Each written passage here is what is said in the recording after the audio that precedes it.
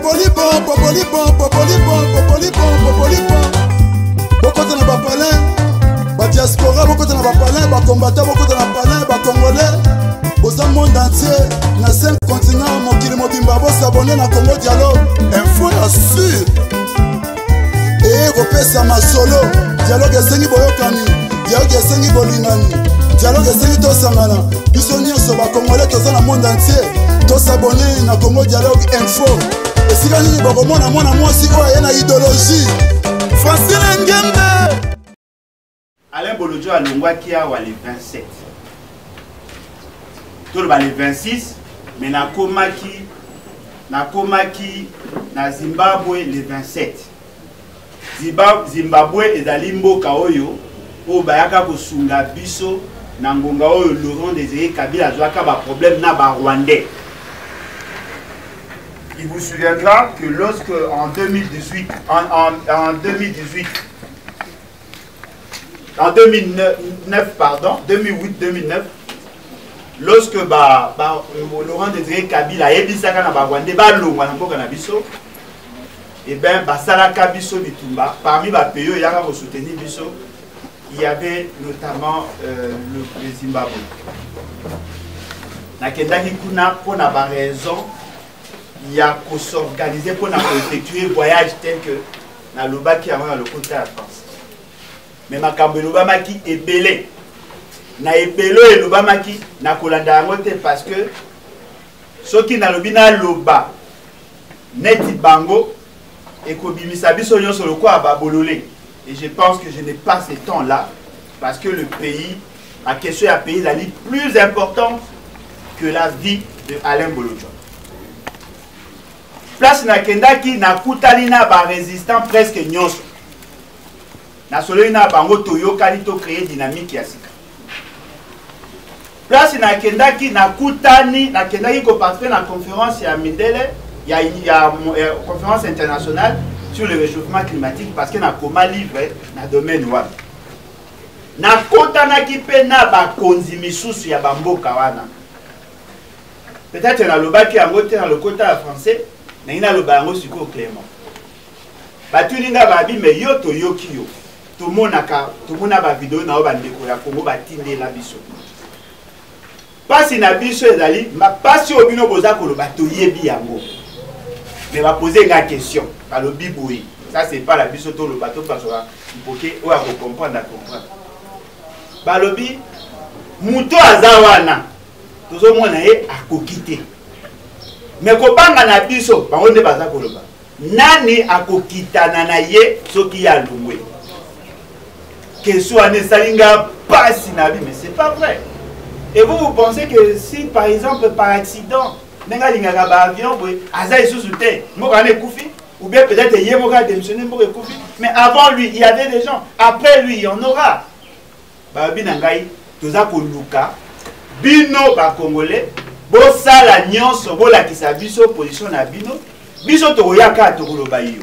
La plupart des dirigeants européens n'attendent que la réaction de la population. Bana posa bino peuple bolongola batu nyonso bobenga ba konziwana soki bino bolongoli bakoloba iyo parce que bango te bako décider na place na biso. Nous sommes un peuple, nous sommes supposés être un peuple souverain. Il nous revient à nous, Yakondima, to Yakoboué. Balobi sous Balobi, ce qui te montre à 1 million de personnes à Baba. Peut-être qu'il y a un monde qui changer, ça c'est votre perception. Qui vous dit que pour qu'il y ait des changements, il faut qu'il y ait 1 million de personnes dans la rue. Même s'il y a 10 000 personnes déterminées. Même 10 000 personnes déterminées. Mais vous pouvez changer. Parce que ne conditionnez pas les changements à Congo. Nous avons besoin de changements. Nous sommes sujets du droit international. Nous sommes membres de la communauté internationale.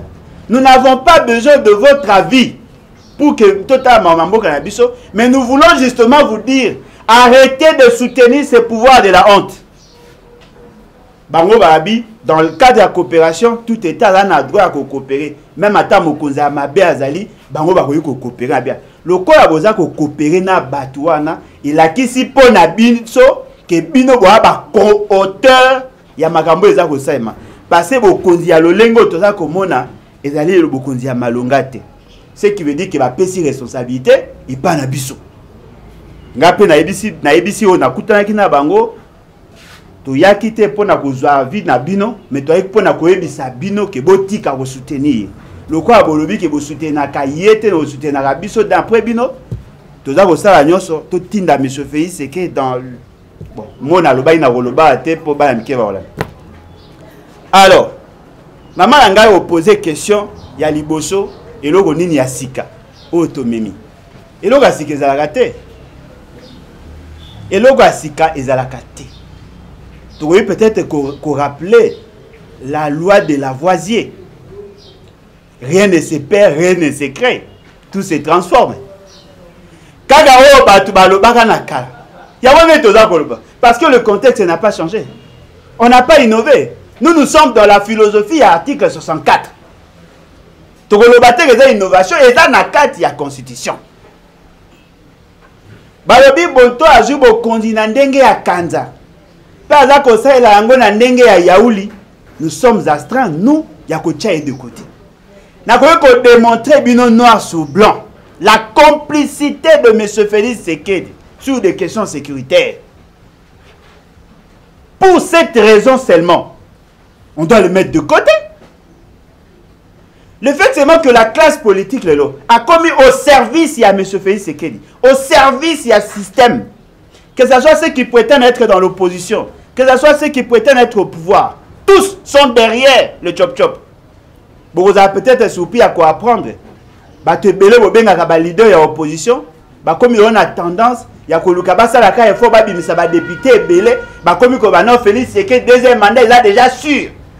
Comme il Dembe la Sima élection, il a député, préparer 2028. Tu as dit toute la classe politique ya kala. Ce qui te commune à 2028, le bossa est l'auté. 2028, bino tout, vous serez jeté dans la poubelle. La génération à Sikabaya, ata abiso se to kozalate, la génération à Sikabaya, basala makamba. Processus électoral au lobby, ba lobby ke ko salema. Maman nangai, je ne doute pas que l'élection est ko salema. Et ko salema soit dans les délais, soit en dehors du délai, mais l'élection, il faut salement. Parce que le processus électoral est irréversible. Personne ne peut rester au pouvoir sans faire semblant d'être élu. Mais pas si n'angé zaïnini. Tu vois un processus électoral biaisé d'avance. Tomoni nani kadima. À quelque ça l'Assemblée a collé Sabino que va nettoyer le fichier électoral. Maman Nanga, tous à la penda sérieux. Que dit la loi? La loi Lobiboye ne peut avoir droit dans le processus électoral en termes d'électeurs que Moutou a 18 ans révolu. Ne pouvait être enrôlé que Moutou a 18 ans révolu. Membre ya CNI Azali supposé à la loi pendant l'enrôlement. Et donc, les alliés surprenants va faire enrôler na ba bébé, na ba mineur, na ba adolescent, na ba policier, na ba militaire, na ba rwandais, na ba étranger, va faire enrôler tout le monde. Dites-moi, vous qui soutenez le processus électoral, sur fond de quoi, sur base de quoi pensez-vous que vous êtes dans le bon? Parce que le processus électoral est allé cristallisé dans la Constitution. Et allé n'a qu'à la loi. Ce qui est surprenant, la loi dit un mineur n'a pas droit au chapitre. Vous le faites enrôler. Un étranger n'a pas droit au chapitre. Un militaire, un policier n'a pas droit au chapitre. Vous le faites enrôler. Alors dites-moi, en quoi ce processus électoral est là qu'on garantit le Malonga? Il y a mis balé. Opposition tilelo o ba bengani ba opposant baza ko reconnaître bateau bazali ba représentant te kuna na CENI. Dites-moi en quoi cela est conforme à la loi? loi électorale, mabe, loi sur la CENI, mabe, calendrier électoral, mabe, budget, na ebite soki bino boyebi budget ya CENI à combien? Ba proposa ki budget à combien pour qu'il y ait élection? Et ça budget à combien? Le coût global ya processus électoral est à combien? Tant quand il m'a dit non voilà, bazako ça la toilettage. Qui est là? S'il n'y avait pas clameur public, s'il n'y avait pas clameur public, on allait avoir le même fichier. Binone bobeleli ayoki soni abi kazako sukola. Mais ko sukola fichier ngo yazako sukola. Nani azako surveiller? Na kati wana bato belé balinga baza ba candidat, bakozala candidat. Bazako linga ba conditionner processus électoral pour que la que voilà fait ce qu'elle a gagné. Du coup, le pays gagnerait quoi aujourd'hui? Ce qui élection et salami à ma baie. Parce que loko moko maman nangaye sengeli na biso nyoso toye bezabo. La finalité du processus électoral, c'est d'éviter de sombrer dans la crise de légitimité. Mokonzase illégitime, Félix Tshisekedi illégitime, Cour constitutionnelle illégitime, ba candidat épelé illégitime. En quoi cela pourrait apporter solution aux problèmes congolais? Nous nous disons ceci. Le col a besoin qui vous continue à ndenge à ma baie. Baza ko sala yango na ndenge à ma baie en violation de la constitution. To le mola bango. To enclencher l'article 64. Boye bayango soki peuple andimi. To koya jamais to sangai to bino voilà to lebaki na peuple abima na baba mais to bangi no ki bakoboma bango na kozaka eloko wana jamais.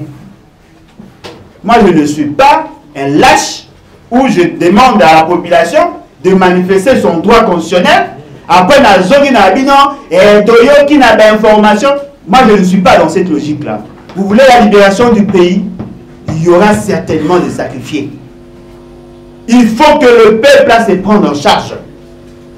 Il faut te mettre fin à cette aventure.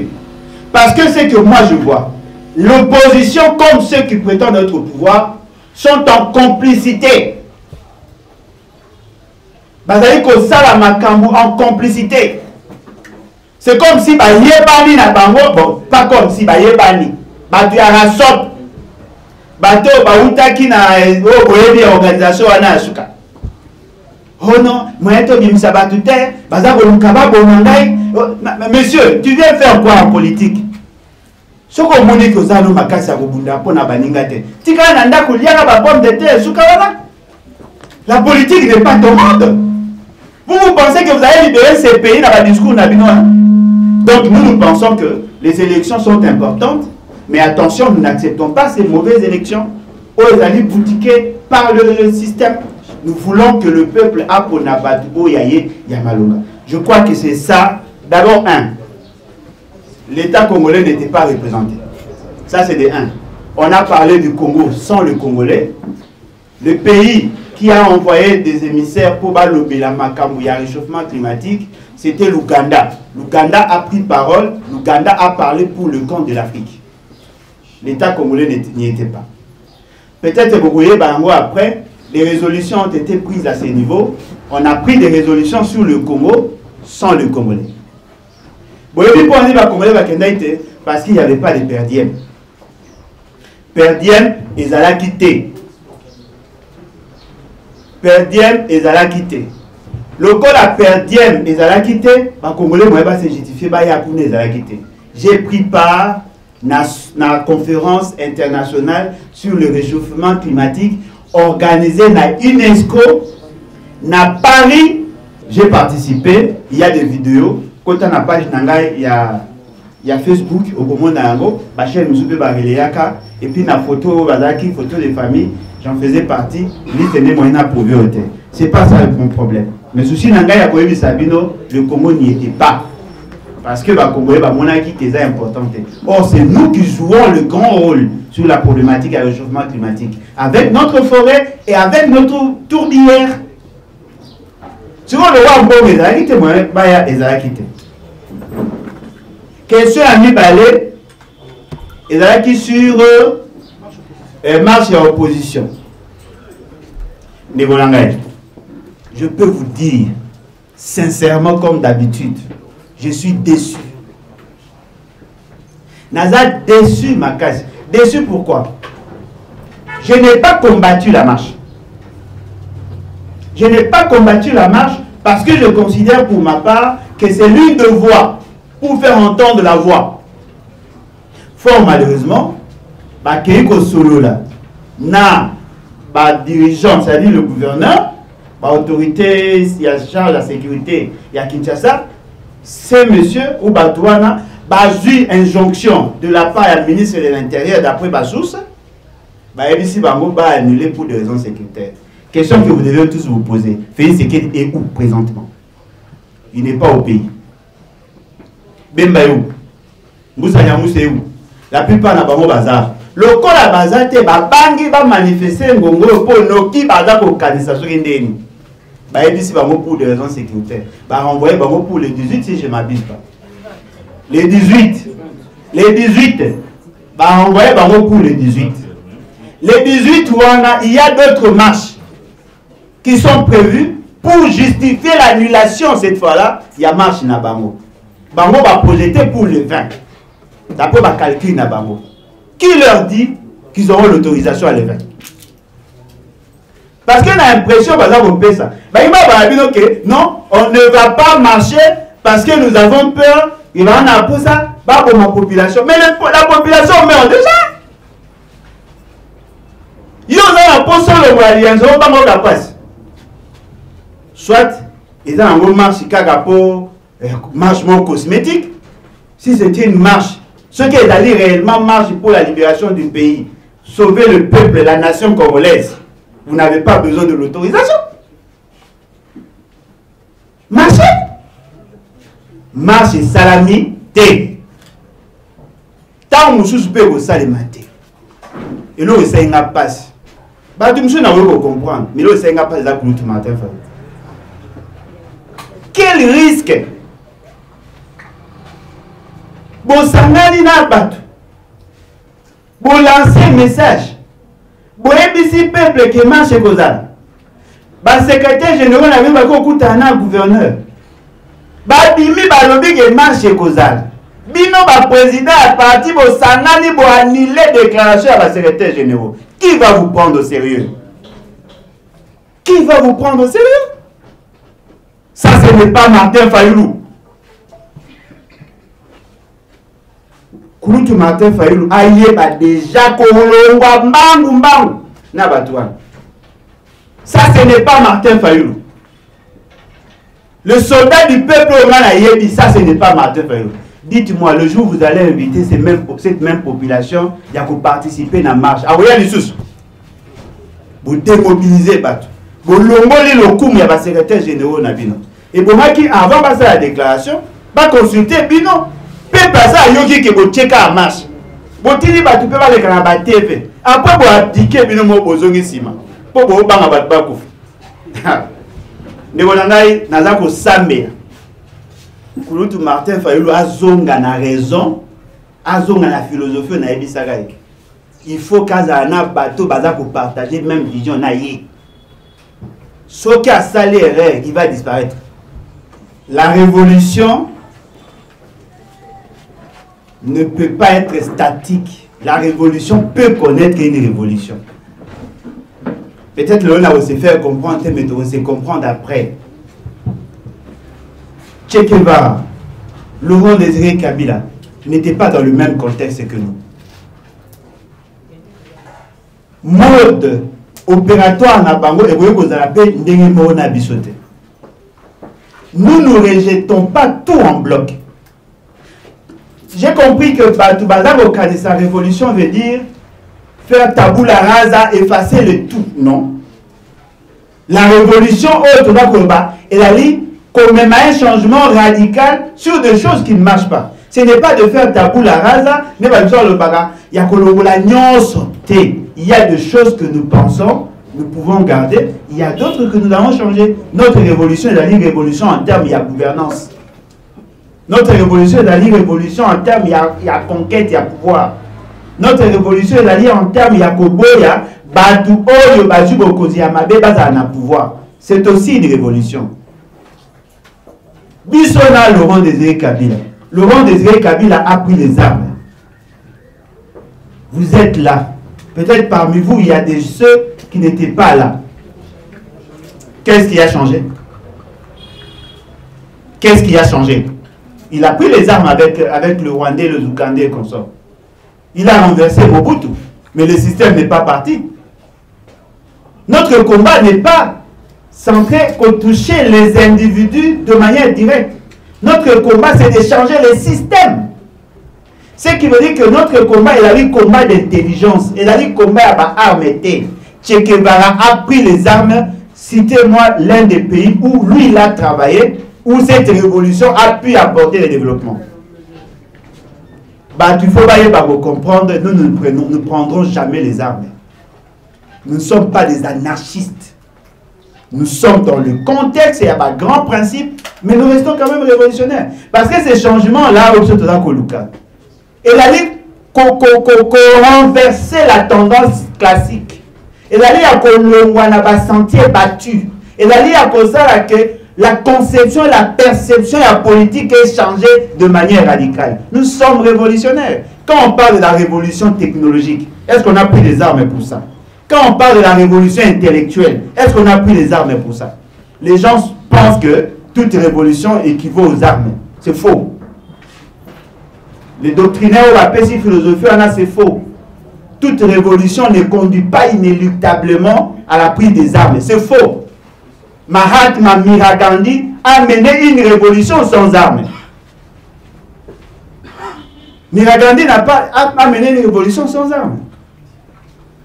Et la perception, quand nous disons que nous pouvons changer le nom, l'appellation d'un pays, cela veut dire quoi? Nous allons refonder l'État sur de nouvelles bases.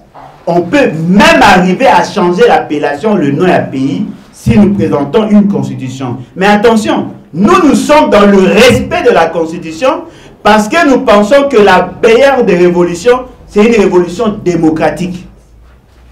Il faut que cette révolution soit acceptée par le peuple. Nous pensons qu'il faut qu'il y ait révolution. Première phase de la révolution, c'est-à-dire que le peuple a recouvré le pouvoir par une révolution populaire. Ce n'est qu'une phase. Une phase. Le peuple a recouvré le pouvoir sous pied de l'article 104. Deuxième étape, tout convoquer congrès fondateur. Ça, c'est la démocratisation de notre révolution. Et troisième phase, mettre en place une constitution et les éléments essentiels pour mettre le pays dans l'orbite du développement. C'est ce que nous appelons révolution. On a une révolution populaire, on a une révolution intellectuelle, on a une révolution de gouvernance. Cet ensemble de la révolution nous renvoie au texte. Parce que on peut combattre un dictateur. Ceux qui combattent les dictateurs sont souvent eux-mêmes dictateurs. Parce que je ne vois pas un démocrate renverser un dictateur et rester stable dans son pouvoir. Ceux qui se sont battus pour faire partie de la dictature étaient eux-mêmes dictateurs. Voilà pourquoi vous avez cité le nom d'Étienne Tshisekedi. Étienne Tshisekedi lui-même, par essence, c'est un dictateur. Fut un dictateur. Il voulait faire partie Kabila. Il voulait faire partie Mobutu, mais pour garder le même système. Dites-moi, en quoi Félix Tshisekedi est-il différent en matière de gestion de la liberté individuelle? En quoi est-il différent? Manix y est dans un. Manix y est dans un cachot. En violation, il y a constitution. En violation, il y a loi, il y a pas droit. Voilà ce que nous nous demandons. Nous sommes dans la révolution prise de manière large. Première phase, révolution populaire. Deuxième phase, troisième phase. Ce qui fait que notre révolution est allée différente. Je ne ferai jamais comme Étienne Tshisekedi. Au moins, la différence, c'est que Étienne Tshisekedi, lui, il était en quête, il y a pouvoir. Au moins, si la solution du Congo viendra sans moi, ça va nullement me déranger.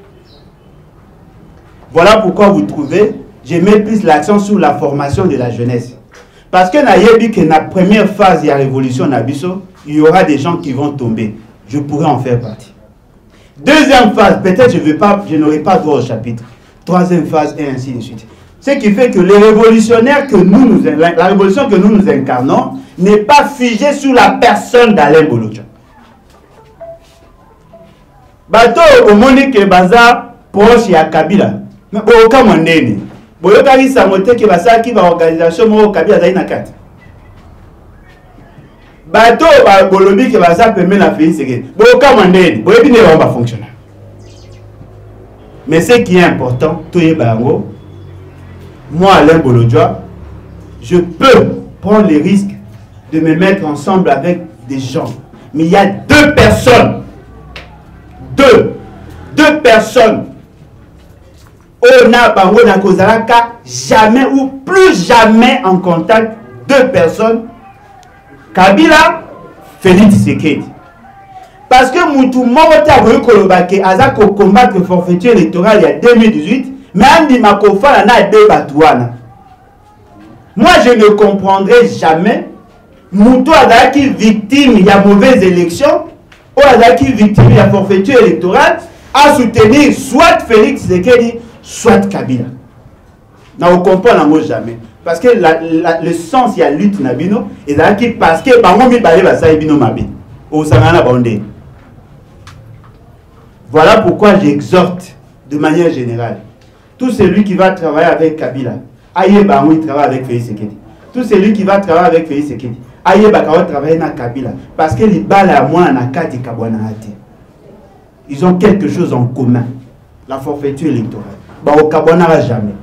On peut toucher son frère, on peut toucher sa soeur, ils ne toucheront jamais à sa femme, jamais à Kabila. Kabila reste tel qu'il est, il a tous les avantages possibles, il est peinard.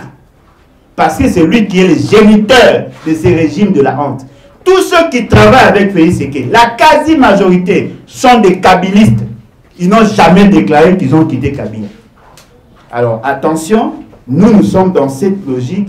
Il y a un changement autrement. Nous ne pouvons pas être avec eux. Et je ne ferai jamais la politique comme Etienne Tshisekedi. Je n'ai jamais été hypocrite. Ceux qui n'ont pas eu l'eau, ceux qui n'ont pas eu donc, et l'eau est vrai. On ne libère pas un peuple. On aide un peuple à se libérer.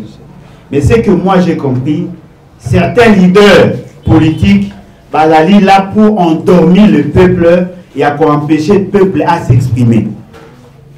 Le peuple congolais aussi n'est pas obligé de se soumettre à la caprice et à la classe politique. Ceux qui peuple congolais qui convaincu n'a bien fondé la marche, avouez que ça la marche sans le mot d'ordre des organisateurs, parce que les organisateurs eux-mêmes n'avaient même pas compris pourquoi ils voulaient marcher. C'est tout de même surprenant. C'est tout de même surprenant de voir des gens qui marchent contre le système, baza kolinga ba se soumettre à un système, alors que la raison ou la pési est valable. On leur a dit que la marche était pour des raisons sécuritaires. Quelle est la raison sécuritaire qui s'est ajoutée alors que bango bon, batolisa qui na première partie, la deuxième partie bakimi. Batolisa qui stade, bakimi, basali piaka. Donc, eza biloko bango basali. Et on organisé des activités. Qu'est-ce qui s'est ajouté depuis jour 1? Magama bateke, eza bandaka. Naji témoin, maman tatana yomoko. Tout ça na yo ba émission, on a démontré qu'il y avait un problème. Parce que bateau basa il a ba embarcation. O ba balinière pour ba ke na ba Kasai, ba ke na ba Bandundu, ba na ba Grand Bandundu, ba ke na Équateur. Ba yebi ke commission ko commune avant comme national, il faut bo kati sa braza. À partir à kunande okoti mokula pour bo bima juste bozonga. Bon de kesi kawana parce que la zone moko incontrôlée. Qu'est-ce qui a changé?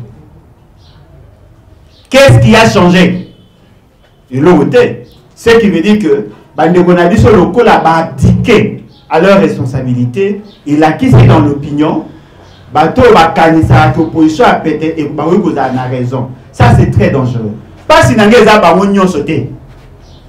Pas si nanga eza Kouloutou Martin Faye. Parce que lui a une responsabilité sociale. Lui a une responsabilité parce qu'il est le président élu. Il a une autre philosophie. Oh, il va résister à mon arrêt madame. Ce qui va mourir avec Balongi Bino dans loi électorale. Balongi Bino Marmioso. Balongi Bino Tina va marche. Vous êtes capable de refaire face. N'a pas monté ce qui va s'imposer dans le pouvoir. Ça, c'est très dangereux.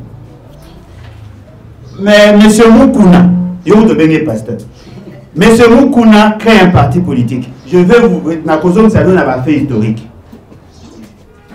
M. Moukouna a sa la campagne moko retour à la parole. Bateau bayebi.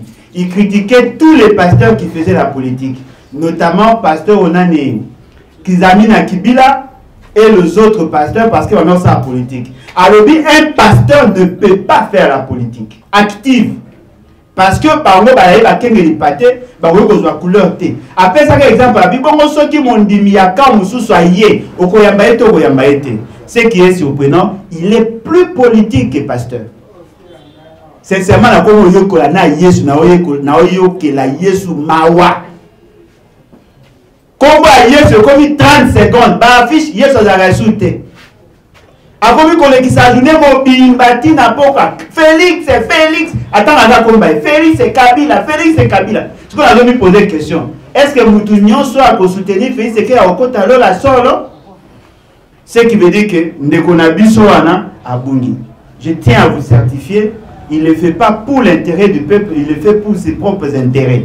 Pour preuve, quand il était avec Kabila, il mangeait, il applaudissait. Aujourd'hui, il est avec Félix, c'est qu'il applaudit. Demain, il sera avec un autre qui va applaudir. Ce sont des gens qu'il faut mettre de côté. La question à les musiciens, nakuta ina ba combattant oui. Nakuta ina ba combattant presque nyonso. Na solina bango to solini makambo eza ko concerner le pays. Je n'ai pas mandat, moi, de parler de musiciens. Problème à musiciens. Bah, on a un problème, Nino, il a dérangé le pays net. Bah, il y a un concert. Bah, il va mettre un poto. Avantage à poto et à concert, les années. Et quand ça a un bon, si vous bateau, bah, côte, ça va un bon, bah, vous pouvez savoir un bon côté sans concert. Il faut mettre un concert pour qu'il va là. Si vous voyez, on a remarqué kuna na poto. Baboti bakomi na kimia d'après bango pour ba conseil beta maesute ba habitants ba conseil ba neko beta mabana ba ba neko za bazem pamba bana ba ba zakana ba problème basi ba neko comme infidèle. Aujourd'hui leur foyer est comme plus stable parce que bana bazongi classe moi on a na yoki ba on ba lobi siko na ya boyebi sa bango botika ba musicien bazongi la ba concert ba boyebi sanga quelles sont les garanties que bana biso ba obebate. Il y a entre musiciens et banana ponani. Beaucoup santé que je suis enseignant. Hein?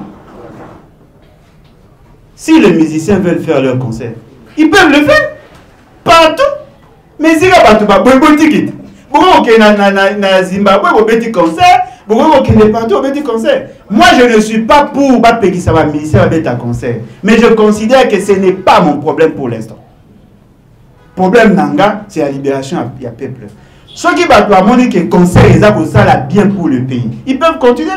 Parce que niveau de distraction, les gens au Congo, alors que nous sommes en train de passer des situations très difficiles. Il y a nos enfants, nos femmes, nos frères qui sont en train d'être tués.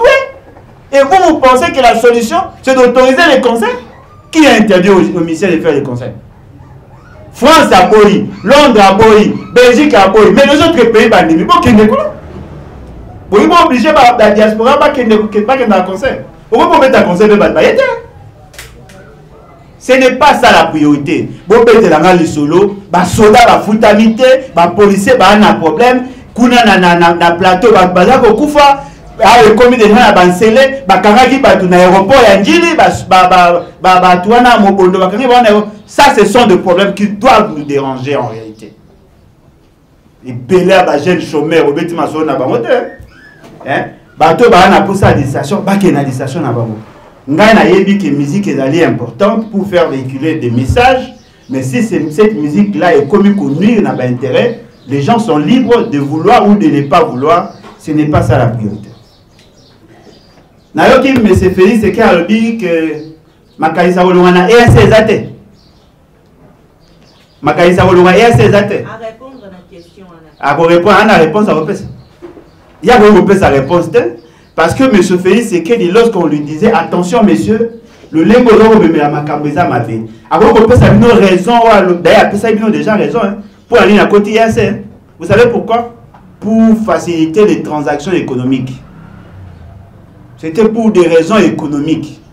Ce qui veut dire que pour des raisons économiques, certainement que le pays a déjà bénéficié. Nous vendons quoi na Tanzanie, na Zambie, na Tanzanie, pardon, na Ouganda, na Rwanda, na Soudan du Sud, na Kenya, na Burundi. Nous vendons quoi? Qu'est-ce que nous gagnons? Qu'est-ce que nous gagnons? Parce qu'il dit que c'est pour des raisons et des transactions, mais il y a côté Sibiso. Qu'est-ce que nous gagnons déjà?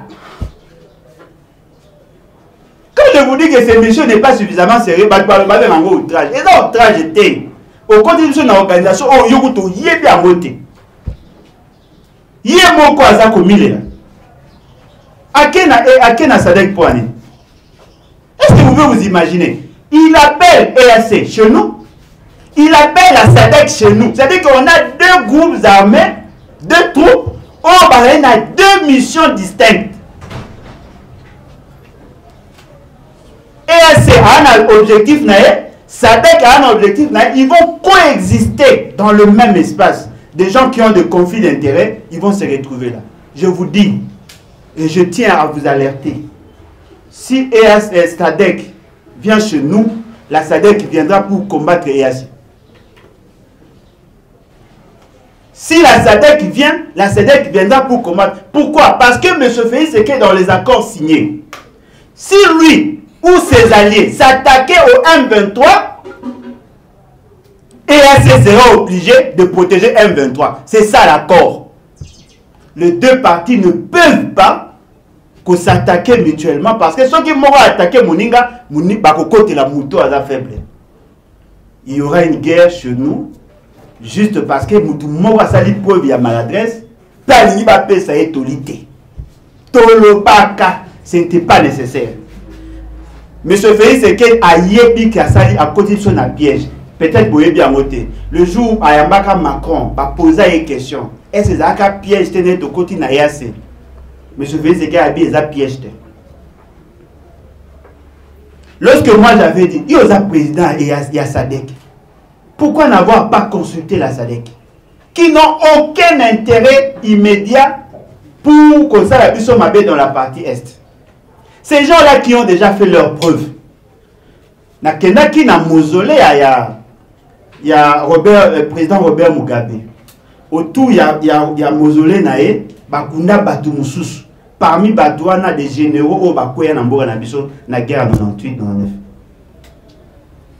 C'est vrai que gagnera toujours quelque chose dans la guerre. Mais au moins, ils se sont battus pour notre intérêt. Qu'est-ce qui a poussé M. Félix Tshisekedi à aller vers EAC? Et puis, ce qui est surprenant, vous continuez encore à écouter. Il y a un chamato, il y a un moutouan. Moutouan a tchemboka, il y a un pokoso. Peuple congolais, Sengela qui n'a pas tellement. Acha M. Félix Tshisekedi hors d'état de nuit. Les gens ont peur. Les gens ont peur. Quelqu'un qui vous a trahi. Quelqu'un qui a boutiqué des choses contre vous. Quelqu'un qui a bradé votre souveraineté. Et vous attendez de lui des choses. C'est tout de même suprême. Maman lobby, votre fameux gouvernement a looké, a lobby à ça cause de la solution pour résoudre la question de Tekeyak. Heureusement, ndeko Cyprien Azali a bandeko Belé a Bazali. Tant qu'on est pour le dossier à Teke à Canabi Bandeli. C'était un fait bénin. C'était un petit problème. Hein? Mal entendu. Hein? Aujourd'hui, ça a dégénéré. Peut-être les gens ne le savent pas. Il y a une dimension métaphysique dans tout ce qui se fait. Au moins, il y a une pratique mystique. Ce n'est pas que l'eau beauté, mais la pratique mystique. C'est-à-dire que Baji va endoctriner Bango, va tuer Bango un esprit, cet esprit, et c'est un maquila. Ça devient maintenant un état d'esprit. Le gouvernement va faire quoi? Tant que Babanek va attaquer, le gouvernement va attaquer. On a tué beaucoup de militaires, on n'en parle pas, de policiers. Mais moi, je veux vous informer. Il y a eu enrôlement.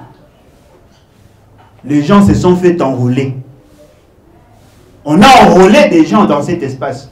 La CENI, les agents de la CENI étaient sécurisés par ces assaillants-là. Bambarène, à quelque part, Bazalaki ou un temps, Bazalaki au côté là. Bazalaki kuna. Aujourd'hui, ils veulent faire semblant. Batouakoufi combien? On parle de près de 2000 personnes. Oh, Bakoufi ne Batoussou Bazalaki. Il y a eu beaucoup de tués. Et là, il s'alinga passé. Papa Moso Azoloba. L'Ikamo est commis préoccupant. On n'a plus le contrôle. Il faut aussi que les matos à Makamango à bras le corps pour ne combattre la électeur. C'est-à-dire que dans le Congo, a comme une importance car il a commis électeur. Mais ce cas d'aller dans temps élection, on s'en fout. C'est-à-dire que parce que c'est l'électorat, c'est ça la raison. On va sécuriser les Congolais pour éviter à ce que leur électorat ait un problème. Mais Congolais en dehors des élections, on a droit à la sécurité. Tout le monde a bon mamba Kuluna, gouvernement Albini. Kuluna. Nazo Kanisa Ngai. Ce pouvoir pollué ne mérite pas votre confiance.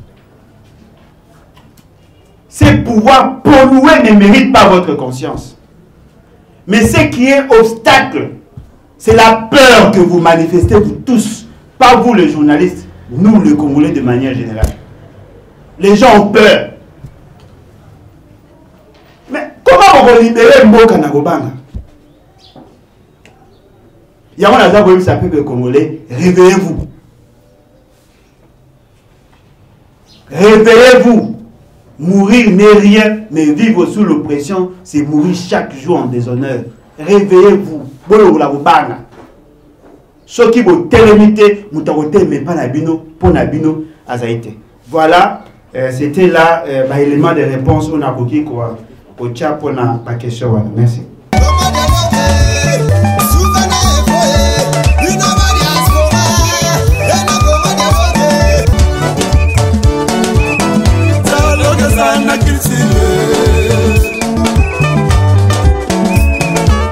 Oye na société, ba société belé, boyoka nesate. Tout comme na ba foyer ndenge moko, papa na maman dialogue esate. Et comme lobby, moi na bimi faser, akimi ndaku, moi na komi na balabala, moi na bonla na wenze. Pour nini dialogue esate na ba foyer. Omoni lelo mindele basanganaki basali héros. Mbongo komi makasi pona dialogue. Dialogue de sali dollar lelo esala makasi. Dialogue de sali lelo livre sterling esala makasi. Yango moni dialogue est nécessaire na vie na biso. Dans tout ça, dialogue est unitaire. Tcha tcha Congo dialogue. Congo dialogue, Congo dialogue. Nous saboni biso nyonso na Congo dialogue sérieux.